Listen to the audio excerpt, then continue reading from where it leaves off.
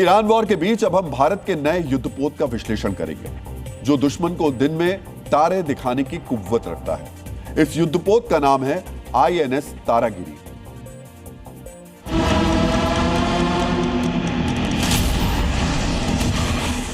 मित्रों, field marshal Sam Manekshaw ने कहा था कि दुश्मनों को माफ करना ईश्वर का काम है, लेकिन ईश्वर और दुश्मनों की मुलाकात करवाना हमारा काम है। आज जब INS तारागिरी समंदर में उतरा तो फील्ड मार्शल मानेकशॉ का यह कथन बिल्कुल सटीक बैठता है। INS तारागिरी सिर्फ एक जहाज नहीं है, बल्कि पानी पर तैरता हुआ देश का वो किला है जो दुश्मन को संभलने का मौका तक नहीं देगा। तारागिरी को भारतीय नौसेना के स्वदेशी युद्धपोत निर्माण कार्यक्रम प्रोजेक्ट 17A के तहत मझगांव डॉक ने बनाया है। यह नीलगिरी क्लास का चौथा युद्धपोत है जो पूरी तरीके से आधुनिक तकनीक से लैस है। अब आपको इसकी 5 बड़ी खासियत जाननी चाहिए। तारागिरी के खास डिजाइन की वजह से यह रडार की पकड़ में आसान से नहीं आता। यह ब्रह्मोस सुपरसोनिक मिसाइल और बराक 8 डिफेंस सिस्टम से लैस है। इसमें 75% से ज्यादा कलपुर्जे मेड इन इंडिया हैं। यह समंदर में 52 किलोमीटर प्रति घंटे की तेज रफ्तार से दुश्मनों को रौंद सकता है। इसमें मौजूद हथियार हवा में या पानी के ऊपर दुश्मनों के दांत खट्टे करने में सक्षम है और पानी के अंदर मौजूद दुश्मन की पनडुब्बियों से भी लड़ने में INS तारागिरी माहिर है।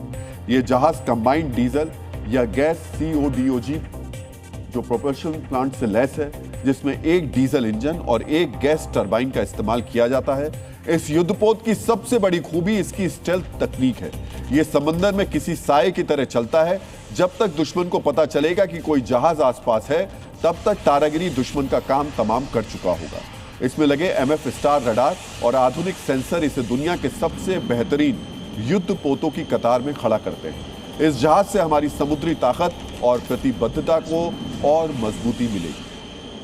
INS तारागिरी केवल एक वारशिप नहीं है, बल्कि भारत की बढ़ती टेक्नोलॉजिकल कैपेबिलिटी, आत्मनिर्भरता और मजबूत नौ सैनिक शक्ति का एक प्रतीक है। यह हमारे शिप बिल्डिंग इकोसिस्टम की स्पीड और एफिशिएंसी को दिखाता है। तारागिरी की एक कहानी सिर्फ हथियारों की नहीं, बल्कि भारत की आत्मनिर्भरता की भी है। इसे बनाने में 200 से ज्यादा भारतीय छोटी कंपनियों का योगदान है। पहले जिसे बनाने में 93 महीने लगते थे, अब भारत ने उसे सिर्फ 81 महीने में ही तैयार कर लिया। ये भारत की मजबूत होती इंजीनियरिंग ताकत का सबूत है। लेकिन आज सिर्फ तारागिरी ही नहीं, बल्कि भारत की एक और गुप्त शक्ति की चर्चा भी जरूरी है। भारत की तीसरी परमाणु पनडुब्बी INS अरिदमन को आज कमीशन कर लिया गया। अरिदमन का मतलब होता है दुश्मनों का दमन करने वाला। पनडुब्बी INS अरिहंत और INS अरिघात की तुलना में अरिदमन ज्यादा बेहतर है। इसमें 2 टन से अधिक वजन के परमाणु हथियार ले जाने में सक्षम 8 बैलिस्टिक मिसाइल K4 लगाई जा सकती है, जिनकी रेंज 3500 किलोमीटर है।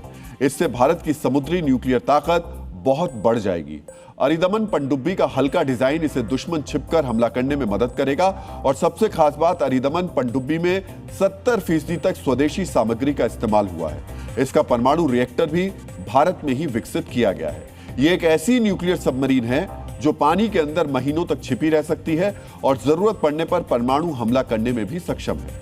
अरिदमन और तारागिरी की यह जोड़ी हिंद महासागर में वो सुरक्षा कवच देने वाली है जिसे भारत के दुश्मनों के लिए भेद पाना नामुमकिन होगा।